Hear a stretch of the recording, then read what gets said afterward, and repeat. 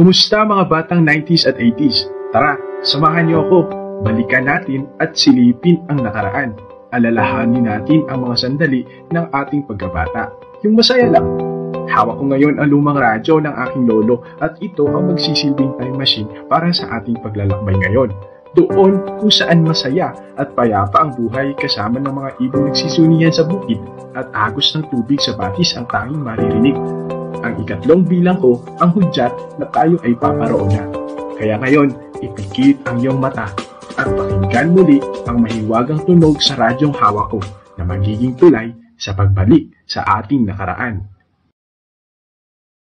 Isa, dalawa, tatlo.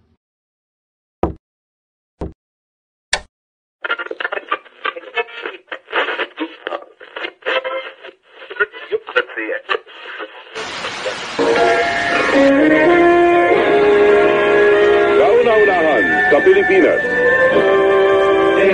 MPC Manila Broadcasting Company.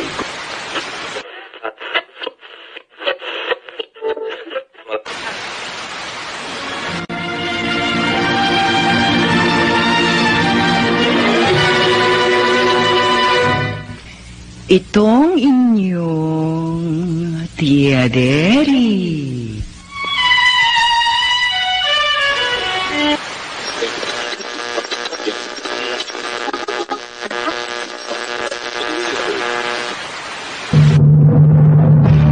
Binuntis mo ako, pero iba ang pinakasalan mo! Pananagutan kita, pero kahit kailan, hindi kita pwedeng ibigin! Oo, aminin ko, mahal kita.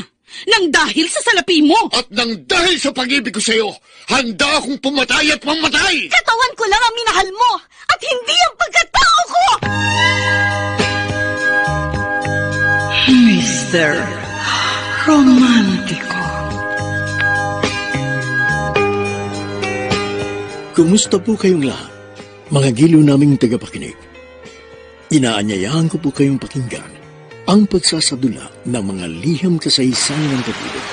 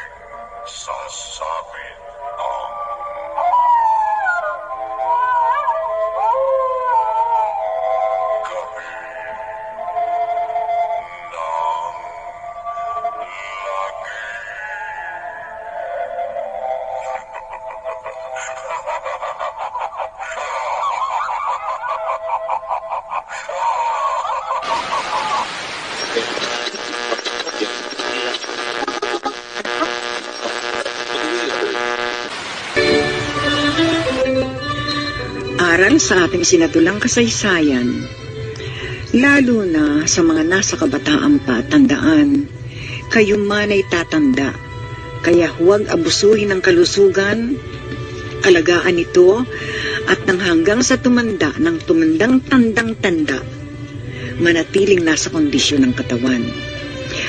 Sa mga nasa katandaan, pinakamasarap ang maging buhay. Sana bawat araw na pahiram ng puong may kapal, gawing makabuluhan at isiping ito ay bonus. Bonus ng nagkaloob sa atin ng nagpahiram sa ating buhay.